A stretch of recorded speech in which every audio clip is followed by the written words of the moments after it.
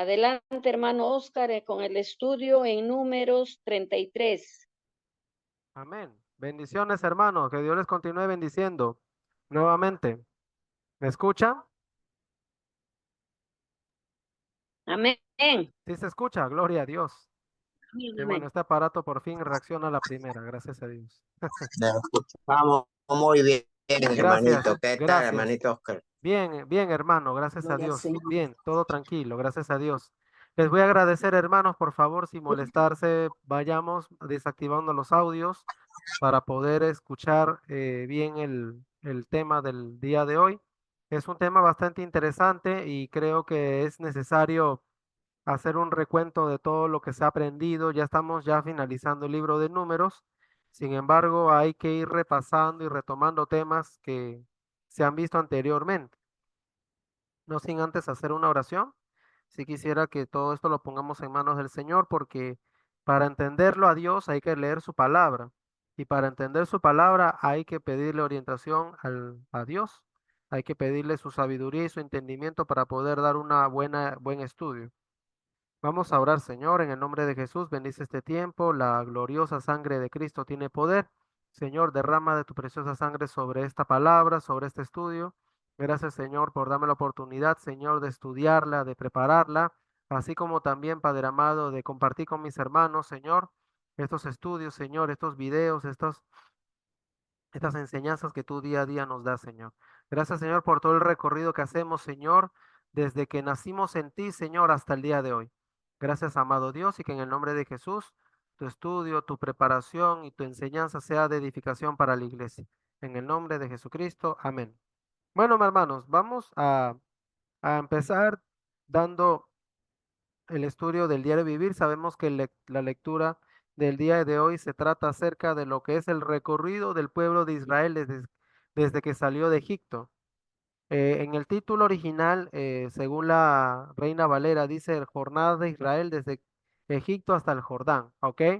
Significa de que cada paso que ha dado el pueblo de Israel, cada sitio, tiene un significado, ¿ok? Vemos desde el libro de Éxodo, de que salieron en el tiempo de Pascua. En ese tiempo ya estaban recorriendo lugares, estaban recorriendo sitios que iban ellos poco a poco ir transitando, estaban haciendo una especie de escalas a nivel territorial. ¿Ok? Bueno, vamos a proyectar el estudio del diario vivir, que es bien interesante. Les voy a compartir. Sí, voy a pedir por favor que me ayuden a leer. Es bastante extenso. Así que solamente voy a leer hasta el mapa, voy a presentarles un mapa donde el pueblo de Israel ha hecho un recorrido largo. Imagínense salir de un país, un ejemplo, más o menos Colombia, y recorrer desde Colombia hasta pasando Ecuador y luego pasando aquí el Perú y llegar a Tacna, algo así. Es más o menos parecido el recorrido que ellos han hecho. Entonces les voy a proyectar el mapa donde ellos estuvieron andando en el desierto. Amén, gloria a Dios. Por favor, voy a compartir y me dicen si está bien cómo se está visualizando la, la enseñanza. ¿Ok? Ahí sí pueden verlo, hermanos. ¿Sí lo logran ver?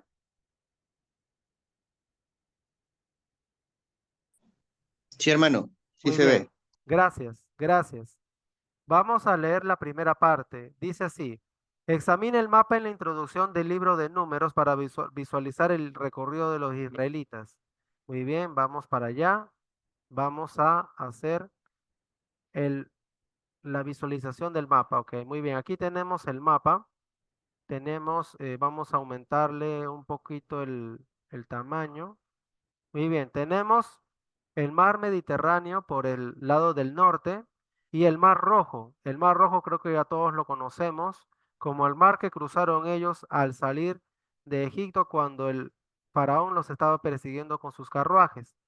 Fíjense toda la distancia que han tenido que recorrer hasta el pueblo de Canaán. Fíjense, el río Nilo, que ya todos lo conocemos, que fue el que se llenó, que Dios castigó con sangre.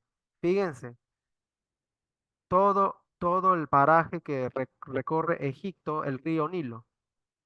Ok, aquí tenemos eh, que por aquí han cruzado, que por esta parte han cruzado hasta llegar al monte Sinaí. Tenemos que han recorrido desde del desierto de Sinaí hasta el desierto de Parán y llegando a Cádiz.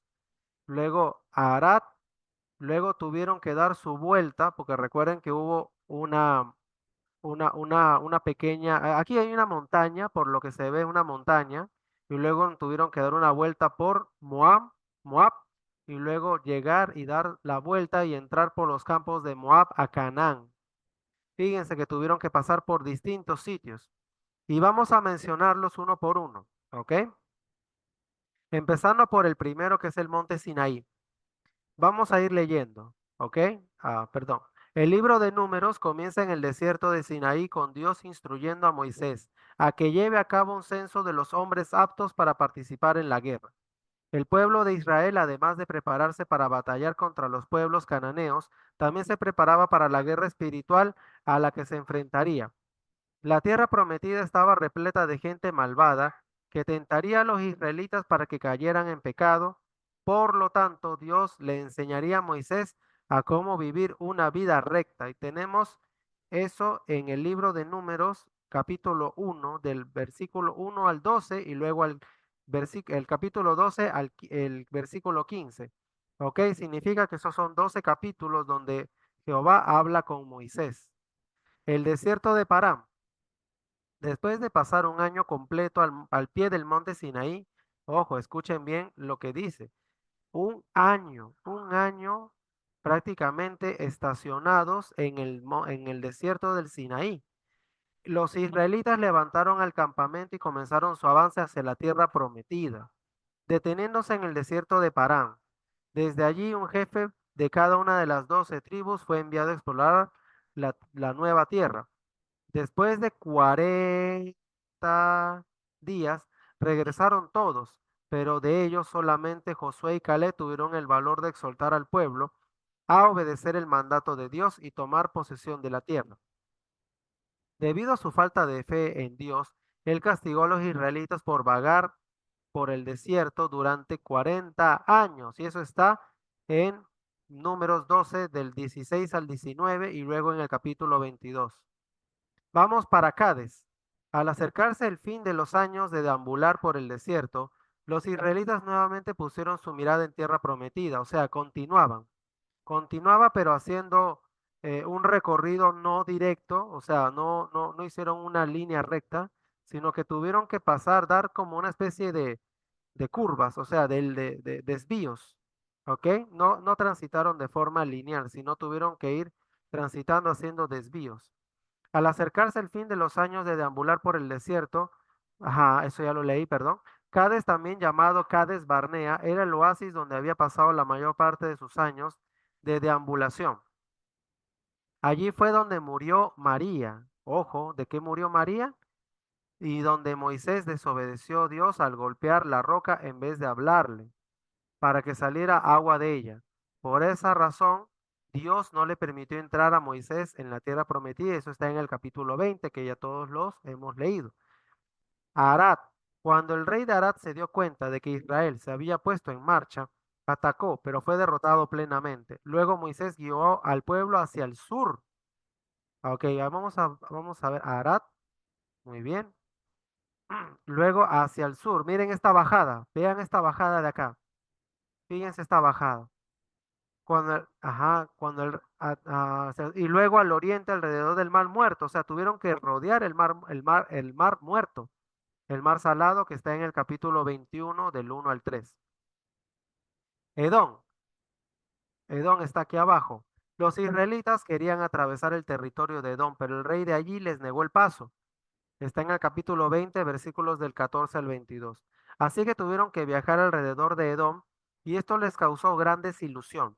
Entonces el pueblo se quejó y Dios envió serpientes venenosas para castigarlos. Aquellos fueron mordidos por las serpientes. Se sanaban únicamente si miraban la serpiente de bronce que Moisés había atado en un poste. Ya todos lo hemos visto y lo hemos leído y lo hemos estudiado.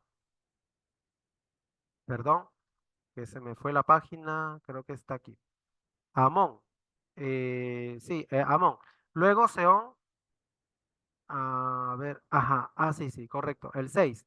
Luego a Seón, rey de los amorreos, no les permitió pasar a través de su territorio y los atacó. Sin embargo, Israel derrotó a su ejército y conquistó el territorio hasta la frontera con Amón. Basán. Moisés envió espías a Basán, entonces Og, rey de esa región, los atacó, pero también fue derrotado plenamente.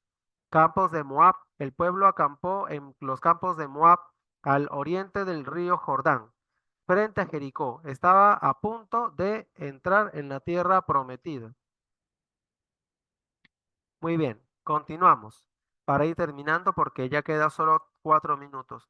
Moab, rey de Moab, tuvo, tuvo gran temor de la muchedumbre de israelitas, así que acudió a Balán, y esa historia todos lo conocemos.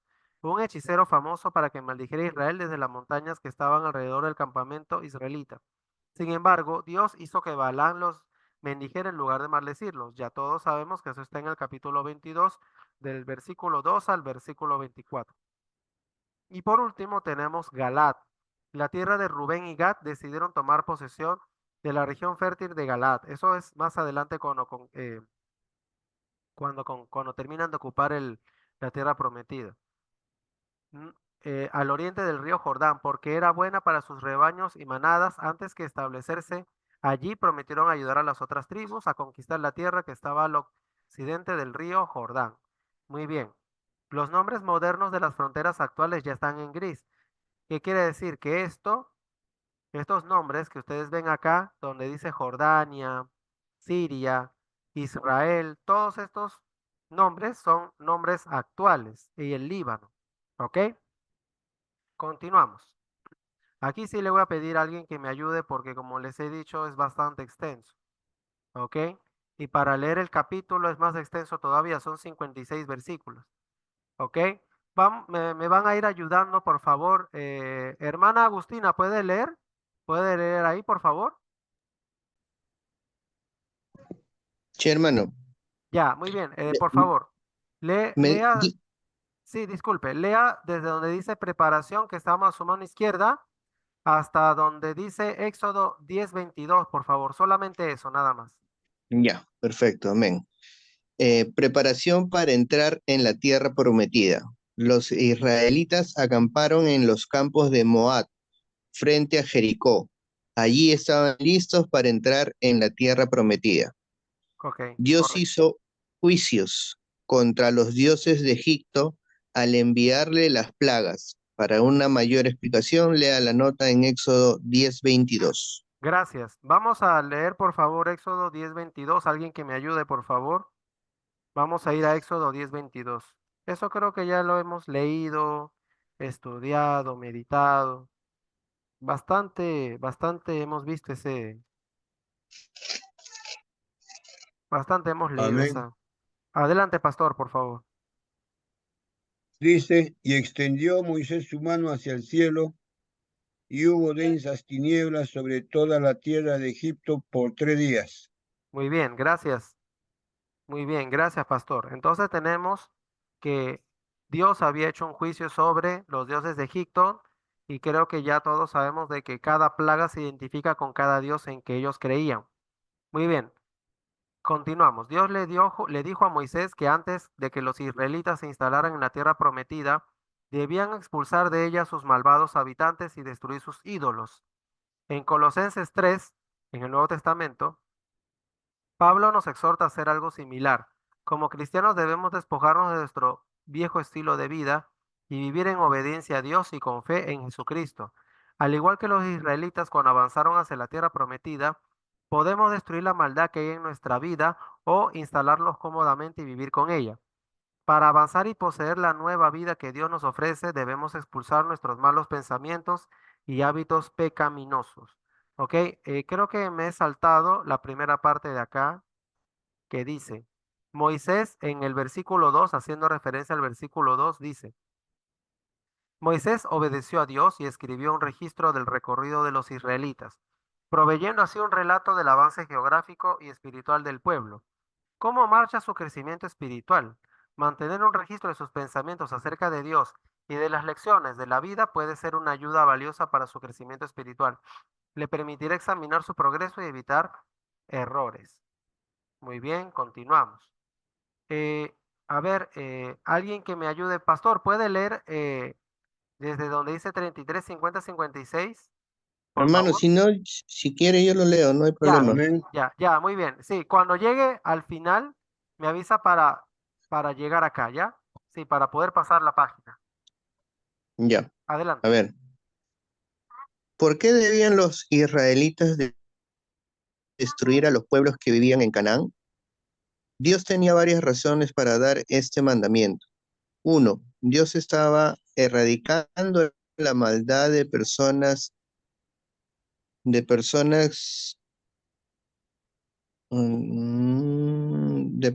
que dicen, no, ahí sí no leo, Extremadamente eh, pecaminosas. extremadamente pecaminosas. Ahí está Espérenme más claro. un ratito que el internet creo que es, ya. Ahí está más claro. Los cananeos provocaron su propio castigo. La idolatría reflejaba lo más profundo de sus malvados Deseos. deseos.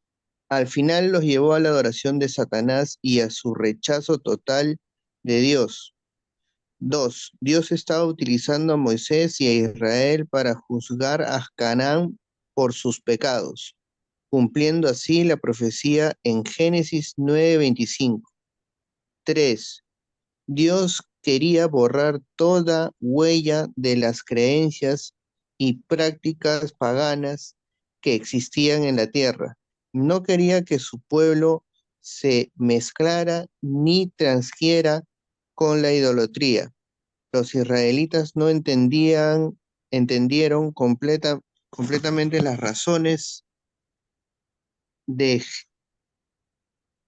de de Dios y no cumplían su mandamiento.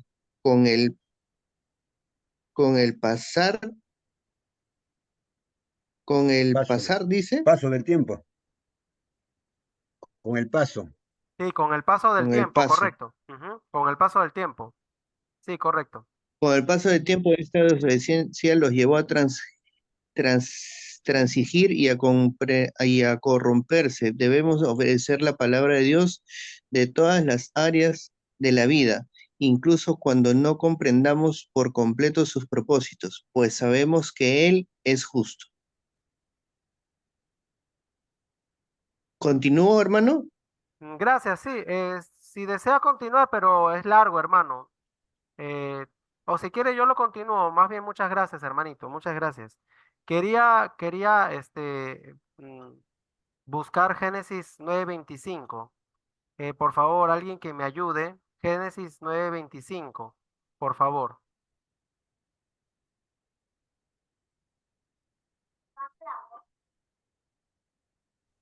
Ya. Amén, gloria a Dios. Amén. Génesis 9:25, por favor. Amén, Hermanos, hermano. allá. La palabra de Dios se lee en el nombre del Padre, el Hijo y el Espíritu Santo. He aquí que yo establezco mi pacto con vosotros y con vuestros descendientes después de vosotros. Obed.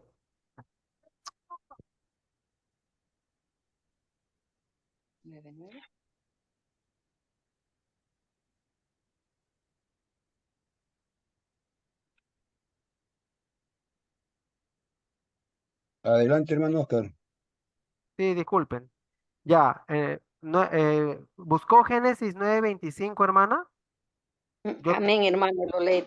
Y Génesis dijo, 9:25. maldito sea Canaán, siervo de siervos será a sus hermanos. Gracias, hermana, gracias. Sí, justamente estamos haciendo referencia al punto número 2 que leyó el hermano Steve. Dios estaba utilizando a Moisés y a Israel para juzgar a Canaán por sus pecados, cumpliendo así la profecía en Génesis 9:25. Muy bien, gracias, hermano. Gracias, hermanos. Vamos ahora a terminar de leer el 55 que hace referencia a este versículo. Si desde un principio no se hace bien un trabajo, por lo general es muy difícil arreglarlo más adelante. Dios les advirtió a los israelitas si no expulsaban a los malvados habitantes de la tierra prometida, estos pueblos se convertirán en fuentes de aflicción. Y eso fue exactamente lo que sucedió. De la misma manera que los israelitas titubearon cuando tenían que expulsar a los cananeos Nosotros también titubeamos cuando tenemos que eliminar el pecado de nuestra vida, tal vez porque tenemos miedo o así como los israelitas tenían miedo de los gigantes, o porque parece inofensivo y nos atrae, así como les parecía a ellos el pecado sexual. Sin embargo, Hebreos 12, 1 al 2 nos exhorta que quitemos el pecado que nos asedia. Todos tenemos ídolos que no queremos abandonar, malos hábitos, relaciones malsanas, cierto estilo de vida. Si permitimos que estos ídolos nos controlen, tarde o temprano nos causarán serios problemas. Así es, hermanos, y por eso el recorrido que han hecho desde el Egipto hasta la tierra prometida. ¿Qué quiso decir eso? Que ese recorrido les ayudó a limpiarse, a hacer el tabernáculo, a luchar y a pelear contra enemigos que en un momento parecían dominarlos, pero llegó el momento en que Moisés levantó las manos y ellos empezaron a victoriar y conquistaron su tierra prometida. Amén, gloria a Dios. Bueno, hermanos, vamos a ver un video. Creo que este estudio es bastante simple de entender, a pesar de que es un poco extenso, pero creo que es bastante entendible, hermanos. Entonces, bueno, vamos a ver un video bien interesante de un estudio que he conseguido por YouTube. Vamos a compartirlo para que ustedes también lo puedan leer. Amén, lo puedan ver. ¿Ok? Dice el versículo 1 del capítulo 33. Estas son las jornadas de los hijos de Israel que salieron de la tierra de Egipto por sus ejércitos bajo el mando de Moshe y Aarón. Moisés escribió sus salidas conforme a sus jornadas por mandato del Eterno. Estas pues son sus jornadas con arreglo a sus salidas. Hermanos, sí se escucha, ¿no?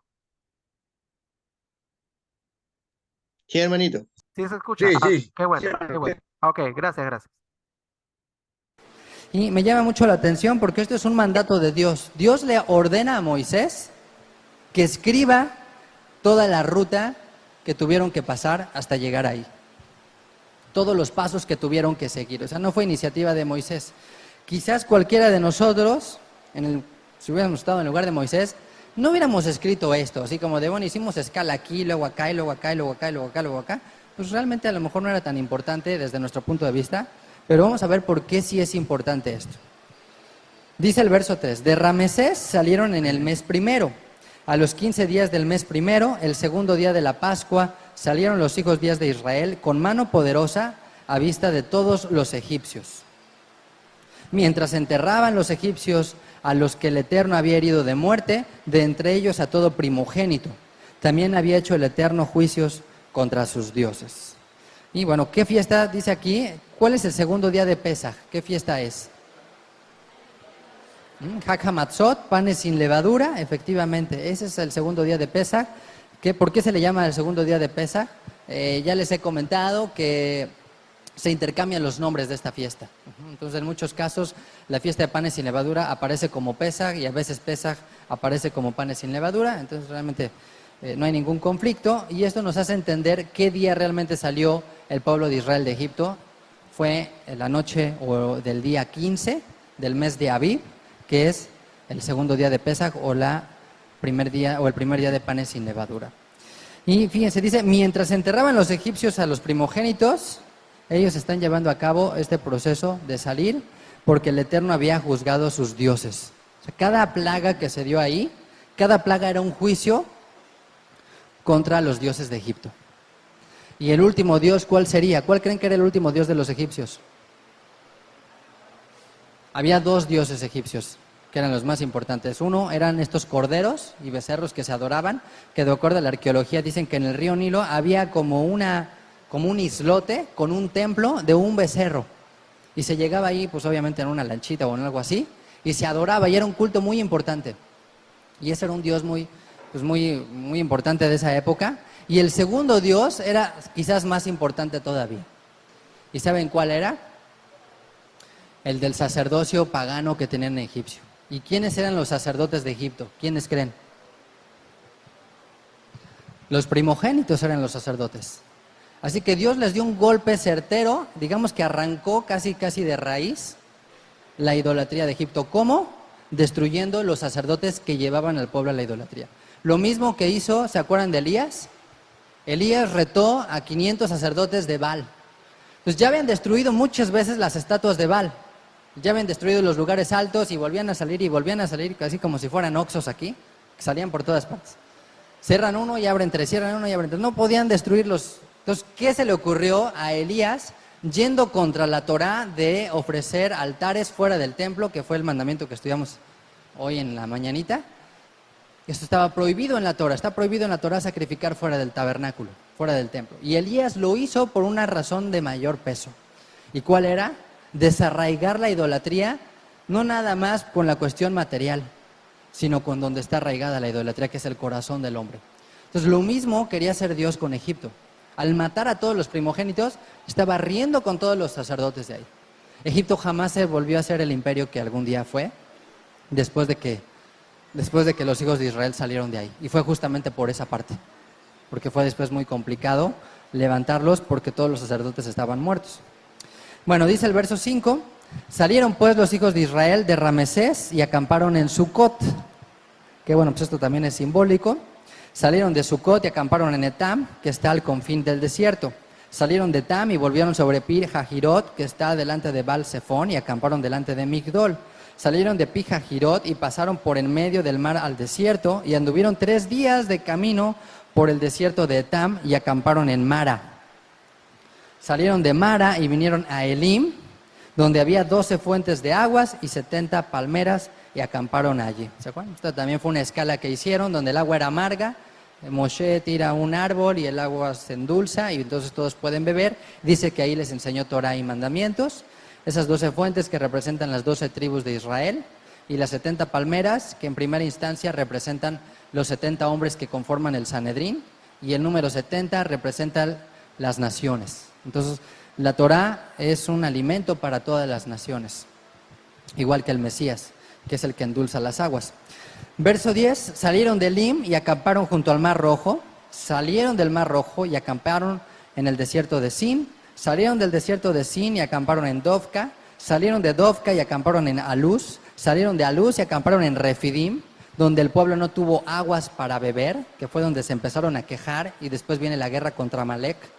Salieron de Refidim y acamparon en el desierto de Sinaí. ¿Y qué sucedió ahí?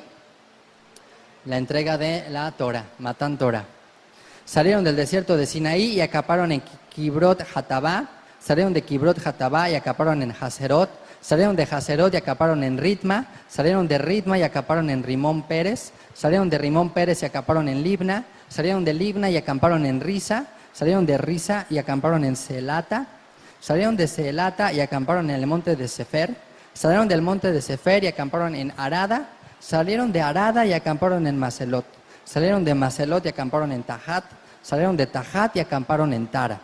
Salieron de Tara y acamparon en Mitka.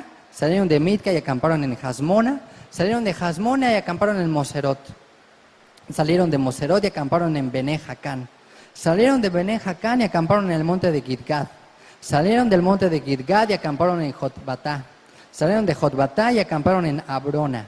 Salieron de Abrona y acamparon en Esión-Geber. Salieron de Esión-Geber y acamparon en el desierto de Sin, que es Cades. Salieron de Esión-Geber y acamparon en el desierto de Sin, que es Cades. Salieron de Cades y acamparon en el desierto de Or, en la extremidad del país de Edom. Y subió el sacerdote Aarón en el monte de Or, conforme al dicho del Eterno, y allí murió a los 40 años de la salida de los hijos de Israel de la tierra de Egipto, en el mes quinto, en el mes primero. Era Aarón de edad de 123 años cuando murió en el monte de Or. Y el cananeo rey de Arad, que habitaba en el Negev, en la tierra de Canaán, oyó que habían venido los hijos de Israel. Y salieron del monte de Or y acamparon en Salmona.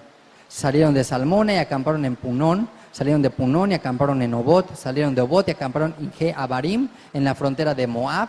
Y salieron de Ije-Abarim y acamparon en Dibón-Gad.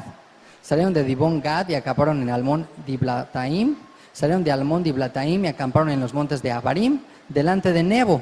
Salieron de los montes de Abarim y acamparon en los montes de Moab, junto al Jordán, frente a Jericó. Finalmente acamparon junto al Jordán, desde Bet-Jesimot hasta Abel-Sittim, en los campos de Moab. Pues bueno, esta es toda la travesía. 42 escalas en 40 años. ¿Y qué nos habla esto? Primer punto, la probabilidad de que una persona viva en el desierto durante 40 años en ese tipo de condiciones es prácticamente imposible. O sea, es casi imposible porque se considera el desierto el lugar más inhóspito de toda la tierra por las temperaturas extremas. Entonces, cuando vemos todos los lugares en donde ellos estuvieron caminando, no podemos más que pensar en la fidelidad de Dios, en la fidelidad que Dios tuvo con cada uno de ellos, porque todos estaban destinados a entrar. La razón por la que no entraron todos los que salieron de Egipto fue por falta de fe, por incredulidad y por rebelión. Pero todos ellos hubiesen entrado, Dios los hubiese mantenido. Ajá. Y yo me pongo a pensar, ¿por qué Moisés pone esto si en aquella época escribir era prácticamente un lujo? Era algo muy costoso. O sea, cada palabra que tú ponías tenías que pensarla tan bien. No había corrector, no había control Z, no había nada de eso. O sea, realmente era un lujo poder escribir. Ajá, cada espacio tenía que ser muy bien pensado en qué se iba a destinar. Y Dios le ordenó a Moisés que escribiera esto. Y yo creo que esto no era tanto para Moisés. Él sabía por dónde habían andado, sino para las siguientes generaciones. Y a mí Dios me habla dos cosas en esto. Uno es que a veces es bueno llevar un registro de de dónde hemos llegado y cómo hemos llegado hasta ahí. Porque hay gente hoy en día, y todos tenemos esa tendencia, que queremos llegar rápido a algún lugar. Llegas a un trabajo y lo primero que piensas es, ¿cómo puedo escalar? ¿No? ¿Cómo puedo llegar así al lugar de este lugar, o a ser director, o a hacer lo que sea? Siempre seguir subiendo. Y vemos al jefe, o al supervisor, o al gerente, o al que sea, que esté arriba de nosotros, y pensamos que simplemente está ahí por gracia de Dios. Y bueno, sí efectivamente es por gracia de Dios, pero eso no significa que no haya un camino que recorrer. Y de eso todos debemos de aprender. Todos debemos de aprender que hay una ruta que Dios tiene trazada para nosotros y por la cual Él quiere que andemos. A veces tratamos de tomar los atajos y los caminos cortos y Dios no siempre quiere eso para tu vida. Dios a veces quiere que tomes el camino que muchos otros han tomado. Y el examinar esto y el darte cuenta de todas las escalas que hicieron, es darte cuenta de que no es, como dicen, cualquier cosa. ¿No? Yo creo que esto quedó en el registro para las siguientes generaciones, que se dieran cuenta.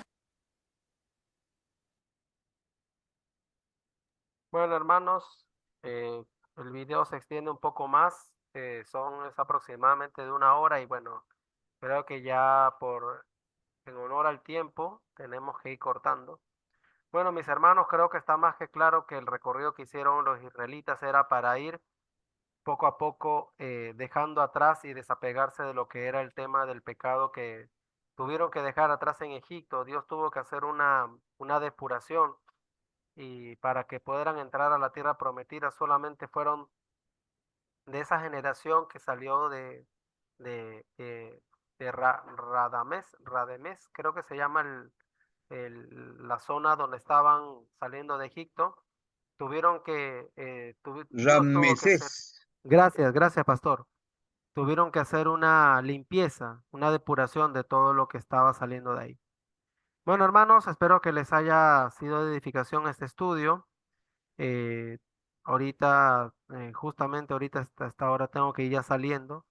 Espero que ya que haya quedado claro que el recorrido que hizo Israel ha sido, como dijo el pastor o el conferencista que ha estado dando ese estudio, eh, no pudieron tomar atajos, sino que tuvieron que recorrer el camino más difícil, que era el de tomar desvíos, eh, hacer, caminar en círculos para poder llegar hasta la tierra donde Dios le ha prometido que iba a estar, a donde iba a instalarse. Más bien, amén, mis hermanos. Bueno, que Dios les continúe bendiciendo. Pastor Manuel, hermana Agustina, muchas gracias, hermanos. Que Dios les continúe bendiciendo.